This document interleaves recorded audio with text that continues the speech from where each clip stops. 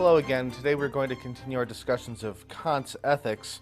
Last time we talked about the good will, and Kant defined the good will as the free rational will which acts from duty rather than desire.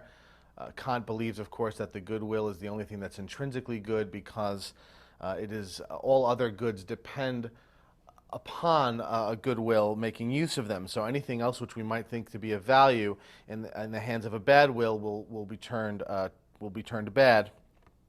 We talked also about the difference between acting from duty and acting in accordance with duty, which speaks to the agent's motivation. Are you doing the right thing because it is the right thing, or are you doing the right thing because for some other reason under the impetus of some desire or other? And we also discussed the sense in which Kant believes that the will that acts from duty is it's only when we act from duty that we're free. When we act from desire, we are enslaved.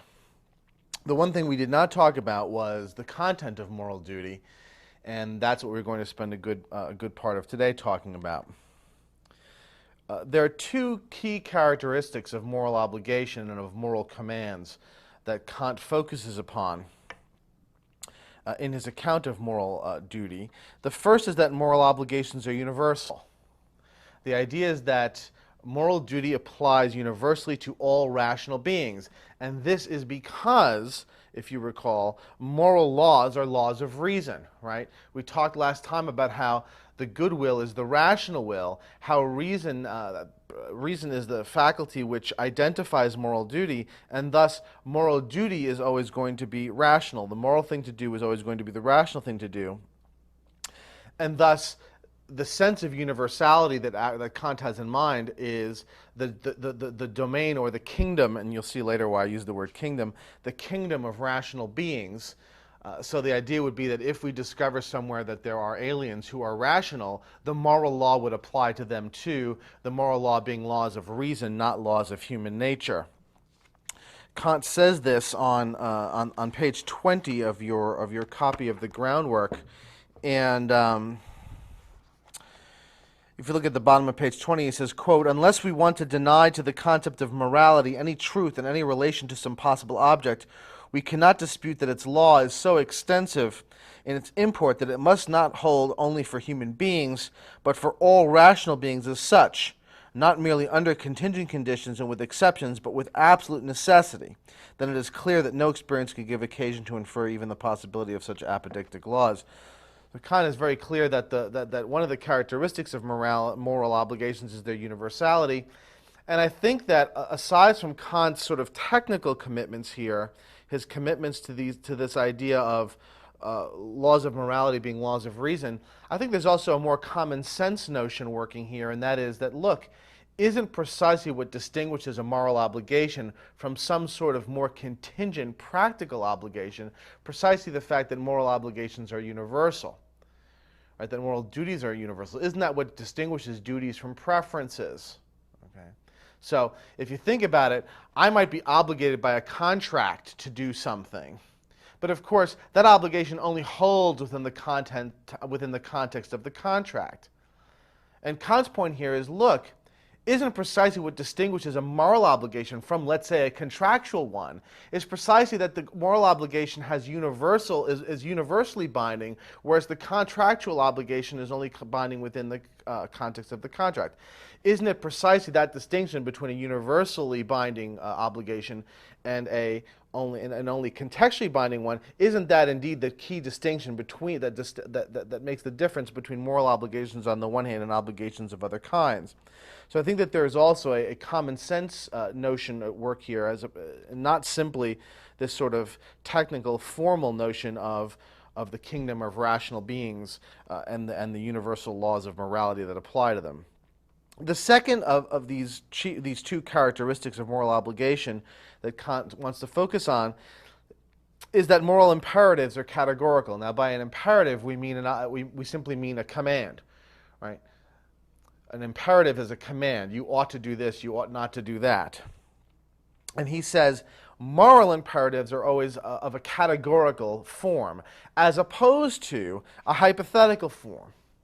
And this will require that we define the difference between a hypothetical and a categorical imperative. So let me go ahead and give an example. It's always best to define these abstract notions in terms of concrete examples.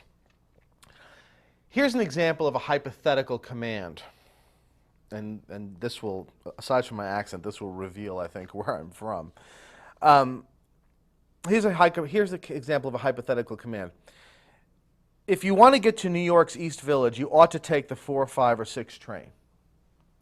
Now, what's hypothetical about this? There is a command. It's saying you ought to do something. You ought to take the 4, 5, 6 train. But notice, the command is hypothetical in the sense that it's conditioned upon a certain desired outcome. You ought to do this if you want to get to New York's East Village, which is on the lower east side of Manhattan. Notice that if the desired outcome changes, suppose instead that I want to get to Central Park or I want to get to the Upper West Side, the command will change. Right? So if I want to get to the Upper West Side, then I ought to take gosh, do I still remember what trains to take? I think the B or the D train. Right? So these imperatives are hypothetical in the sense that they are dependent upon a sort of hypothesis, a hypothesized outcome, a hypothesized desire. If it's this, then you ought to do that. If it's the other, then you ought to do the other. Okay? Contrast this with a categorical imperative. Here's a categorical imperative. You ought not murder. Notice it doesn't say you ought not murder if you want to be popular, or you ought not murder if you don't want to go to jail. The idea behind a categorical imperative is that the imperative is unconditional. It's a command that operates whatever the conditions, whatever the circumstances, irrespective of one's desires. Now, what Kant wants to say is that moral imperatives always command categorically, never hypothetically. And if you think about this, this makes perfect sense given the rest of Kant's system. A hypothetical imperative commands a person from desire. It's a commandment from desire. And as we know, morality never commands us from desire, according to Kant. It always commands us from duty. And unlike desire, duty is unchanging. Right? A desire may change from one moment to the next. And thus the corresponding imperative, right, which commands us in such a way so as to fulfill the desire, will change from circumstance to circumstance along with the desire. But a categorical command, which commands from duty, never changes because duty never changes for Kant. Duty is unyielding, it's unwavering, it's not circumstantial. Right? It is a law of reason.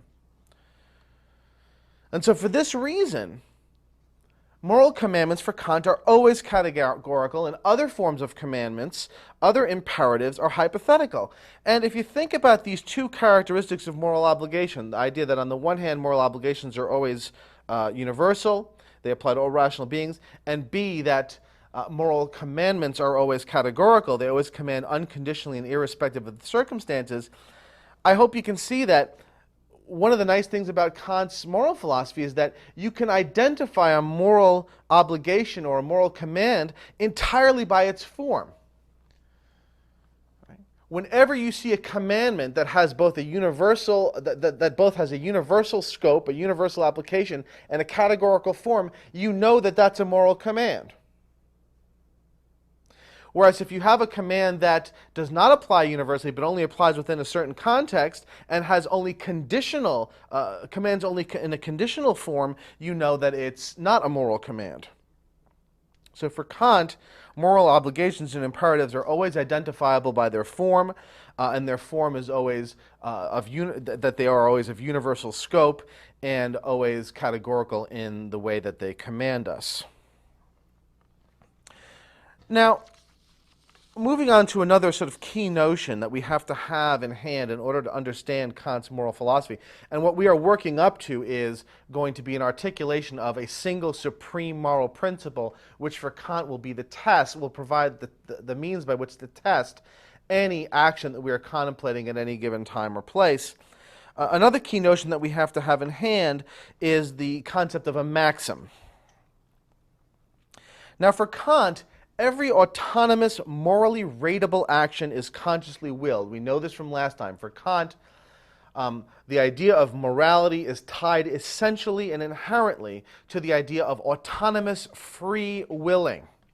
Right? We are never, our actions are never moral if they are under any kind of coercion. And that includes the coercion of our own sentiments, of our own desires. Behavior, in order to be moral, must spring entirely from a free, autonomous will. And so for Kant, every morally rateable action is consciously willed, freely willed. And if you think about it, on this view, such an action is, in a sense, the material manifestation of intent. Right? So think about it. A morally rateable action for Kant is one that stems from a clear, free will. And in that sense, the action can be seen as the material manifestation of that will, specifically of the intent that the will that the will is willing under.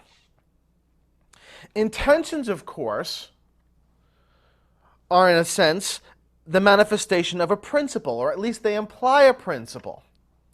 And so for Kant, Kant calls these principles of action, right?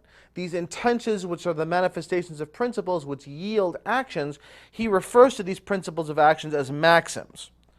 And again, the examples will clarify what is admittedly a very abstract treatment. So let's take an example. I'm going to give an example of an action and then identify what the relevant maxim is, what the relevant principle of action is. Okay? So here's the following action. Suppose that I'm in a bookstore and I see a book that I really, really want. Let's say, to make the example funny, let's say that the book is a book on Kant's ethics. Right? So I see this book on ethics and I'm salivating over it, and professors salivate over things like that. But then I look in my wallet and I realize I don't have any money, because professors also don't make any money. And so I think to myself, well, darn it, I really want the book on ethics, so I'm going to steal it. Not at any point considering the irony of stealing a book on ethics. So I steal the book upon realizing that I don't have the money to pay for the book, but I want it. Here's the maxim of my action on Kant's understanding of a maxim. Whenever I am out of money and want something, I will steal it. That's the maxim of my action. And so I hope you see the sense in which this maxim embodies both an intent and a principle. Right? My intent is to steal the book. The principle I'm acting on is that I will steal things when I don't have the money for them, but want them nonetheless. That's the principle that is implied by the intention that then turns into this action. Now, for Kant, the relevant locus of moral assessment is the maxim. Right? So when we are morally evaluating, when we finally have the supreme moral principle in hand, it's going to be applied to the maxim of my action. Now, why is that? Because Kant, as we should already realize, is completely concerned and solely concerned with the agent side of action. He's not concerned with the outcome side. Right? So between my intention and the outcome lies the action. Right? We want to morally evaluate the action, and for Kant, the morally relevant place to look is not in the action's outcome, but in rather the agent side of things, in the intention behind the action, in the principle behind the action. Right? And the reason why, we've been dancing around this and we've been giving some indication of why Kant is concerned with the agent side of things rather than the outcome side of things, but let's be very clear about it. His reason for thinking that it's only the agent side of things that's morally relevant is because it's only the intentions, motives, and principles that we act upon which are in our complete control. Right? If you think about it, no matter what my intentions are and what actions follow from them, the outcomes of those actions, and especially the long-term outcomes, are largely out of our control. That's not to say that we don't have any control over the outcomes of our actions, but only to say that circumstances and fortune play an enormous role in determining the outcomes of our actions, and that this becomes increasingly true as we look further and further to the long-term outcomes of an action.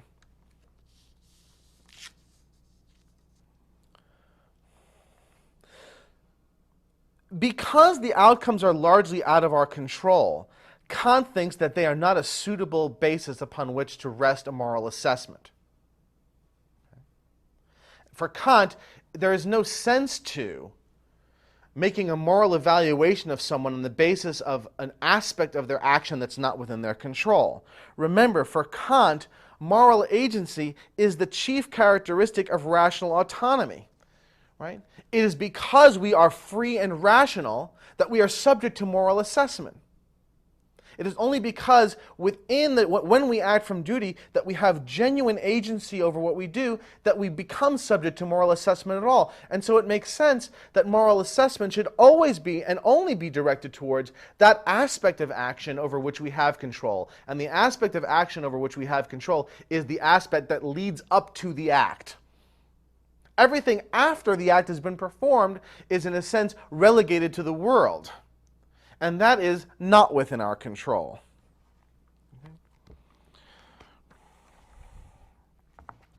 Kant says as much on pages 13 to 14.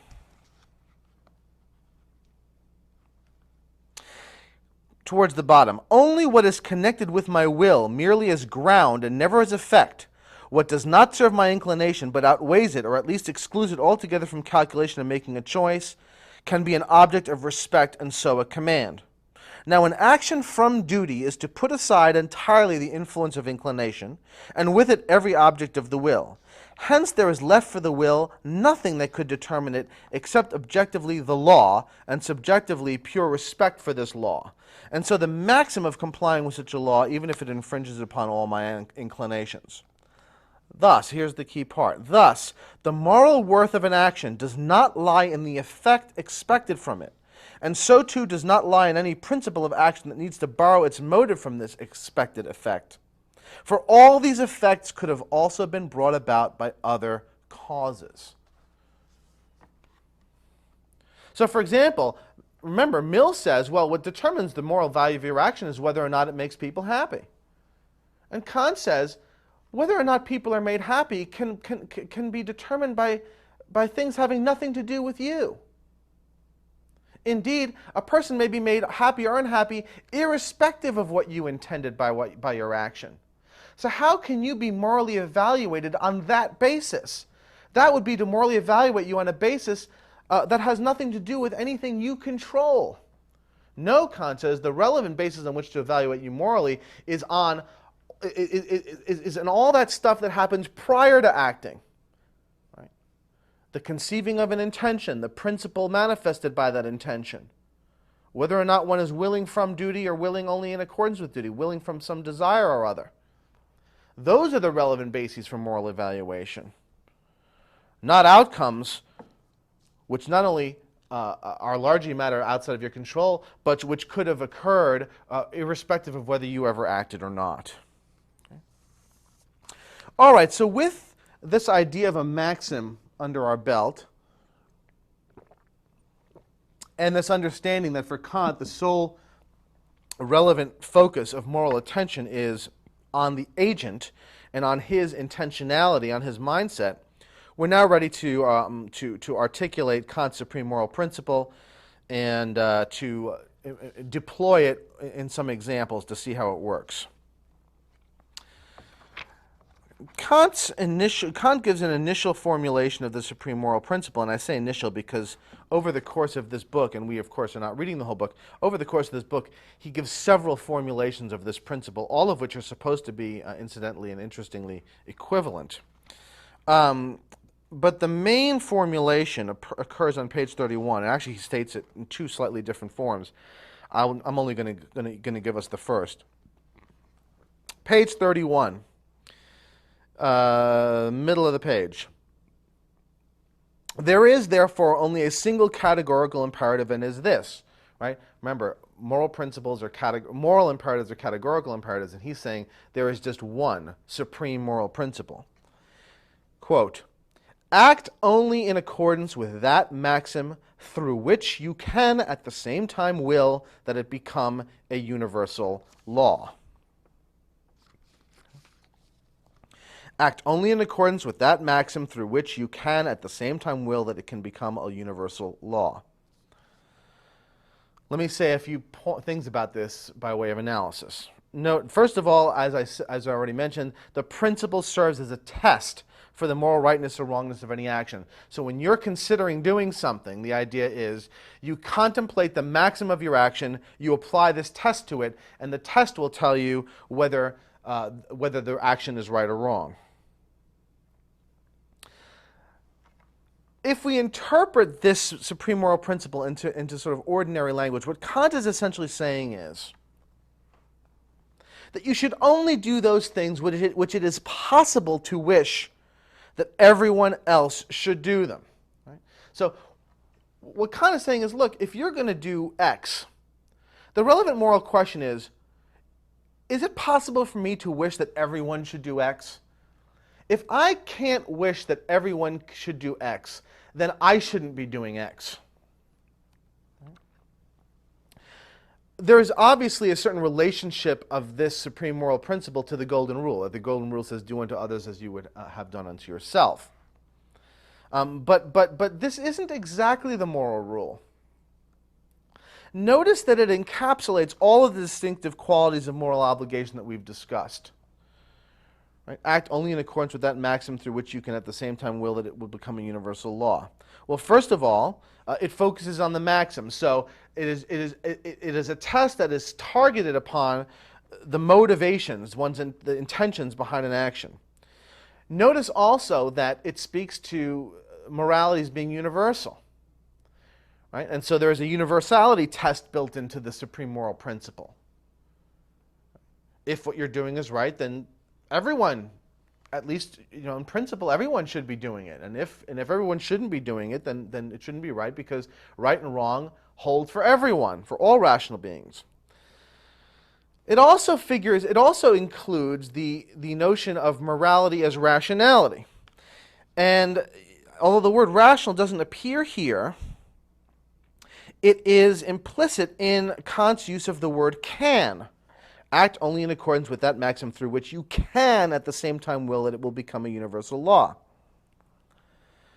I have paraphrased, if you want to hear my paraphrase of the supreme moral principle is, act only in such a way that you can rationally will that the maxim of your action shall become a universal law. Because when he says, which you can at the same time will, what does he mean by can?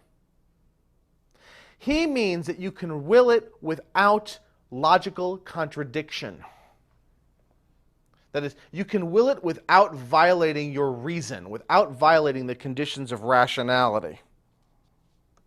Right? At the heart of this test, at the heart of the supreme moral principle, is the idea of the rational universalizability of an action's maxim. If this is the right thing to do, then you should be able to universalize its maxim without violation of your rationality. So this is the supreme moral principle. It is Kant's test for the moral rightness or wrongness of any action, and it encapsulates all of the elements of morality, a moral obligation that Kant has discussed. The thing to do now is to deploy it, to test it. And Kant gives, over the pages 32 to 33, Kant gives 4 examples in which he wants to test the supreme moral principle.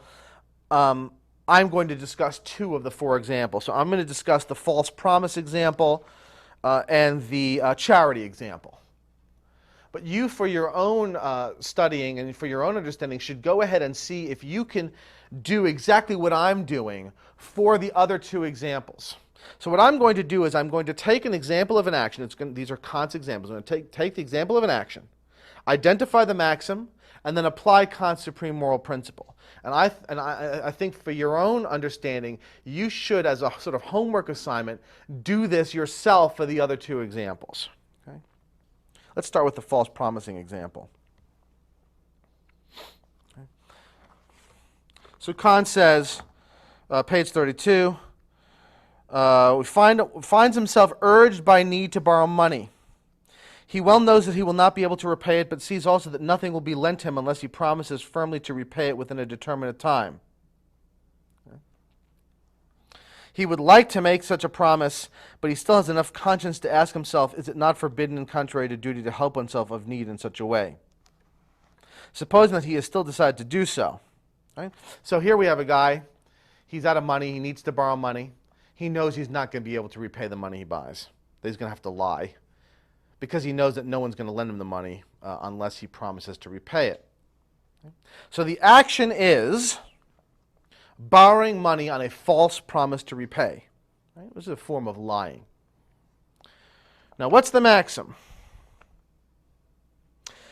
Continue on. His maxim of action would be as follows. When I believe myself to be in need of money, I shall borrow money and promise to repay it, even though I know that this will never happen.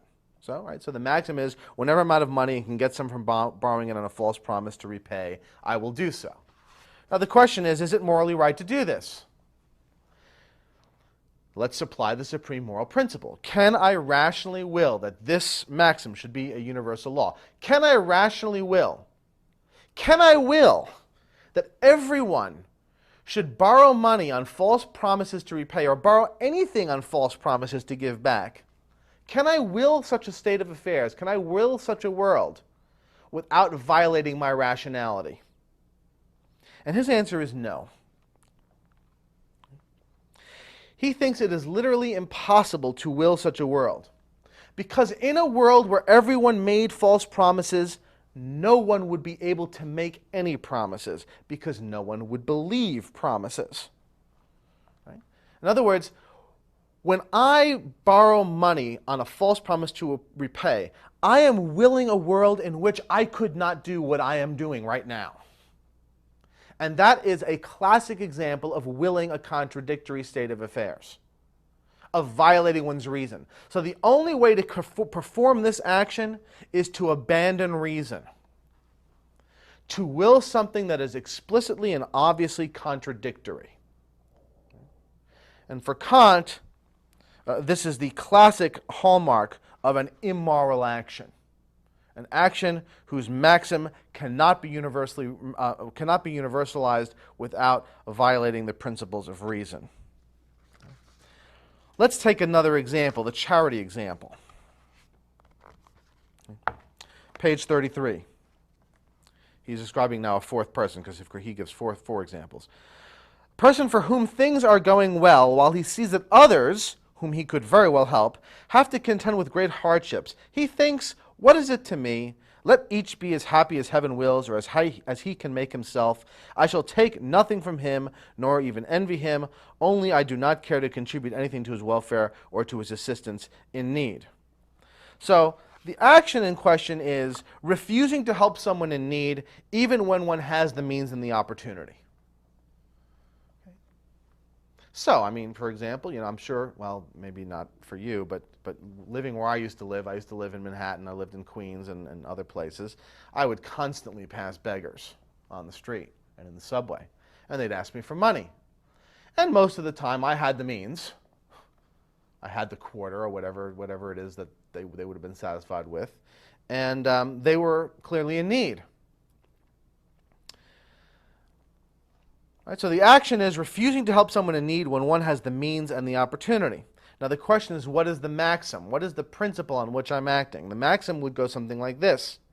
Whenever someone is in need and I'm in a position to help, I will refuse to do so.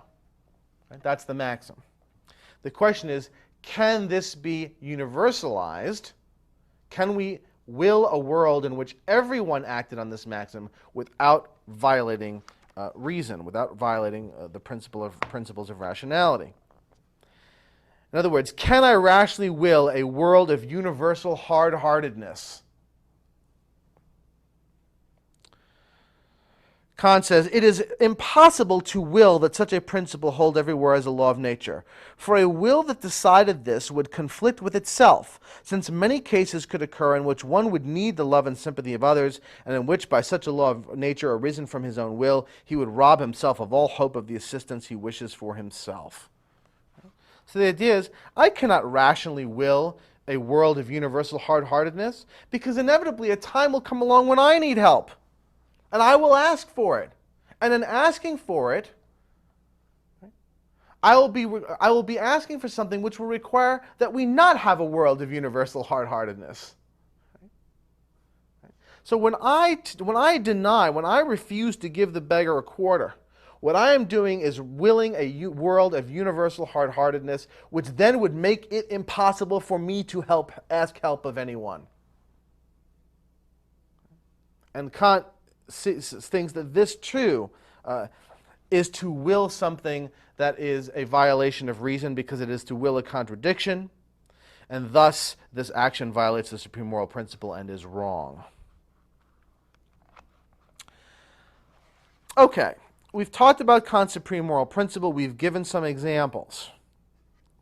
We've given some examples of the principle of action. There's one more piece of the Kantian moral vision that we will need to discuss before we wrap things up and before I make some closing remarks. And this has to do with what Kant calls the kingdom of ends and its relationship to the sovereignty of the individual. And this is sort of crucial to understanding where Kant's moral philosophy fits into the modern liberal political outlook that is going to be what we finish the course with. Okay? The modern liberal political outlook, of course, is the outlook of the entire Western world today. When I say liberal, I am using liberal in the small L sense of liberal, not to denote, not liberal as a political orientation, but liberal as a type of political philosophy and type of political system. In that sense of liberal, all the modern Western democracies are liberal. Part of what I'm hoping to accomplish in this course is for you to understand where our own civilization comes from, where the modern liberal polity comes from.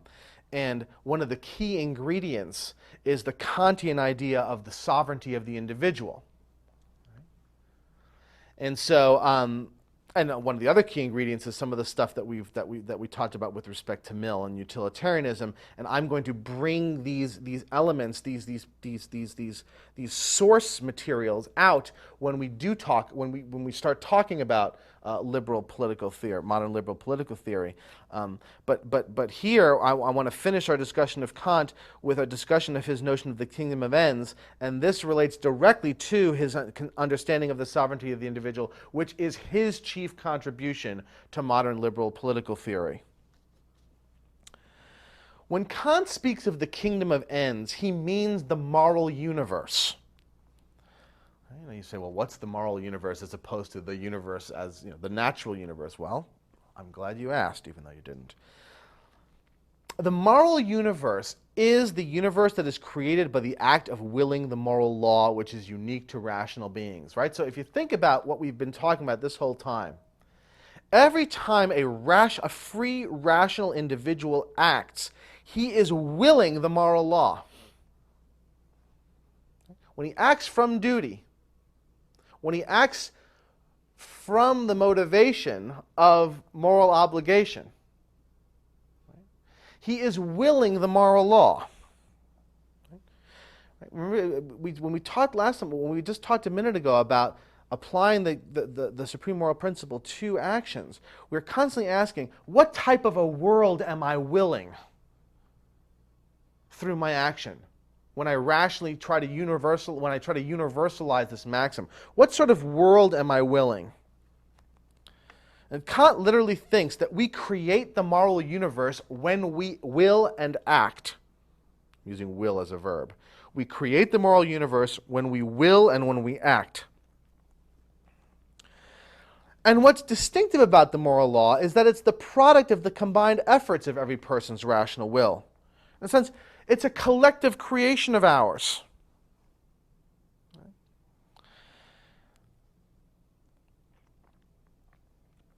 He uses the term kingdom of ends because, of course, the product of a successful act of willing is an end, right? The ends of my action are the results of what I've willed, right? And so, to the extent to which each of us, when we will when we act, that we will the moral law, we are creating a kingdom of ends through those individual acts of willing and of action. Okay? Now, for Kant, in this kingdom of ends, each rational person is equal and sovereign. Right? Now, why equal? Equal because we will the moral law as purely rational beings, not as identifiable individuals. Right? Right? So all the things that make me different from you or from the other guy are not relevant to the act of moral willing, because we will morally only in our capacity as rational beings.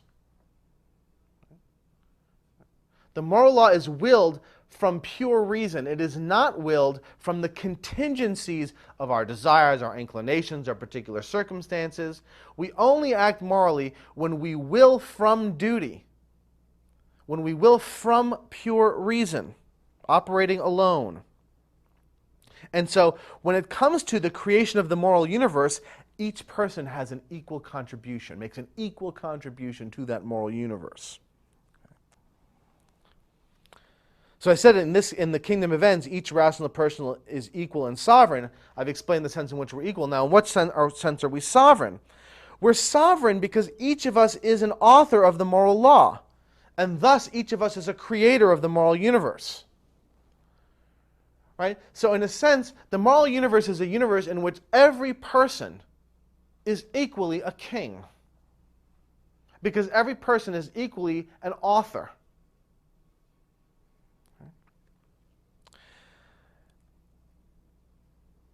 The importance of this is reflected in a variation on the supreme moral principle that Kant articulates.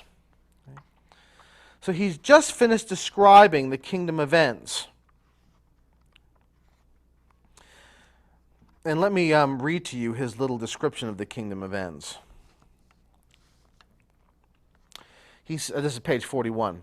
The concept of every rational being as one who must regard himself as giving universal law through all the maxim of his will, so as to appraise himself and his actions from this point of view, leads to a very fruitful concept, namely that of a kingdom of ends. By a kingdom, I understand a systematic union of various rational beings through common law. Now, since law determines ends in terms of their universal validity, if we abstract from the personal differences of rational beings, as well as from all the content of their private ends, we shall be able to think of a whole of all ends in systematic connection, that is, a kingdom of ends which is possible in accordance with the above principles. Right, so he's just described the kingdom of ends in the sense in which each individual person makes an equal contribution to creating this universal moral world, so to speak, because each of us, when we strip away our personal ends and speak purely of ourselves as rational beings, wills the same thing, right? A moral end. Okay? And thus, we create together a kingdom of ends. Okay? Now, from this idea of a kingdom of ends, Kant produces a variation on the supreme moral principle, which is quite telling. For all rational beings stand under the law, that each of them is to treat himself and all others never merely as means, but always at the same time as ends in themselves. Okay? And this variation on the supreme moral principle is an explicit articulation of the sovereignty of the individual and of the dignity of the individual, and thus is perhaps one of the most powerful articulations of modern liberalism, because modern liberalism is predicated on the idea of the sovereignty and dignity of the individual.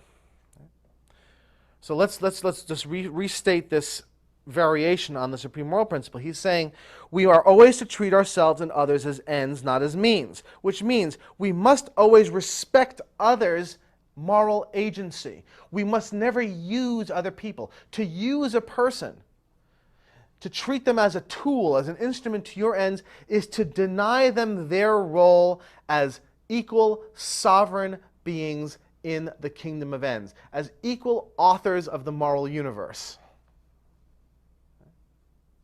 And thus is to violate their sovereignty and to deny them their dignity. And I'll have a few more things to say about this at the end of my closing remarks. Let's go right to the closing remarks. First, some remarks on Kant's treatment of moral duty.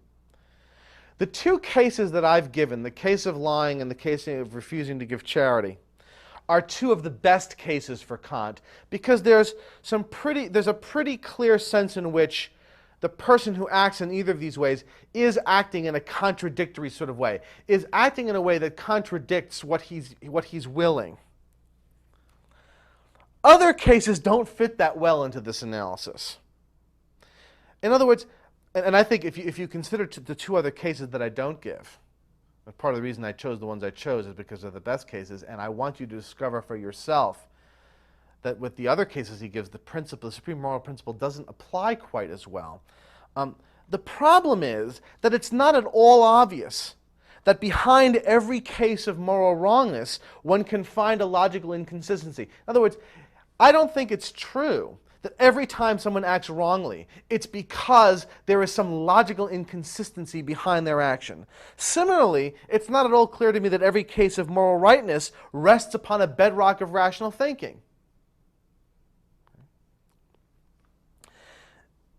It's interesting to note, as a historical note, that Mill wrote utilitarianism in part as a response to Kant. Remember, even though we did Mill first, Kant is first in history, comes earlier than Mill in history. Mill, if you read the introduction to utilitarianism, which is in your edition, Mill wrote his own introduction. Mill very clearly targets Kant, and he says that all of Kant's talk about rational universalizability simply disguises the fact that actions are to be despised for their bad outcomes. So all these things that Kant says are wrong, and he's giving these elaborate explanations as to why they're wrong because you can't rationally universalize the maxim, and the will would contradict itself if it universalizes this maxim. Mill says, really, the reason these things are bad is because their outcomes are bad. So Mill is, in a sense, offering what I think he sees as a common sense response to Kant. But of course, when we talked about Mill, we said Mill has his own problems, and that is Mill wants to ignore the relevance of intention. Mill wants to deny the relevance of intention to the moral assessment of an action. And we might say about Kant that he suffers the opposite problem. Kant refuses to acknowledge the relevant role of outcome to the moral evaluation of action. Because look, even if we grant, as I think we should, that intentions are morally relevant, are they of exclusive relevance? Do we think that a person's intentions are the only relevant basis on which to morally evaluate his actions or her actions, to the exclusion of outcomes? This seems to me to be obviously incorrect. Now let me just say something about this kingdom of ends and the sovereignty of the individual. Kant's is perhaps the most influential account of the sacredness of the individual. And thus, it's a crucial building block in the modern liberal ethos. Right? For modern liberal politics, preserving the sacredness of the individual, allowing the individual to retain dignity and sovereignty over himself and over his life, is the chief priority of politics. Modern liberal politics is individualistic at its core, at its heart. Kant's principle that we must always treat other people as ends and never as means, that is, that we must never use people as if they were instruments of our desire, this notion, this principle, informs our basic common understanding of how we ought to treat each other in the modern liberal world. And all manner of prohibitions in certain ways of treating other people, in addition to all manner of obligations we have in treating other people, in the modern liberal mindset, derive from this treatment of the sacredness of the individual that Kant offers in his discussion of the kingdom of ends. All right. Next time we are going to begin our discussion of modern liberal politics. We're going to start with the ultimate building block, the ultimate foundation stone of modern liberal politics, which is John Locke's second treatise of government. There are some things I'd like you to think about. Thinking back to our opening lectures on ethics and politics, can you explain why Locke begins his analysis of the justification for civil society and government with a hypothetical state of nature or anarchy? So go back to the opening lectures on ethics and politics, reread through, go back through them, either listen, watch the DVD, or look through your notes, or listen to your tape, or whatever however you've taken notes, and see if you can answer the following question: why does Locke begin his discussion of politics, of civil society and government, by imagining a hypothetical state in which there is no civil society or government? Second, what are the essential characteristics of natural man according to Locke? How does he derive natural rights and natural laws from these natural facts about human nature? So those are the two things I want you to think about as you begin your reading on John Locke, and we will see you next time. Thank you very much.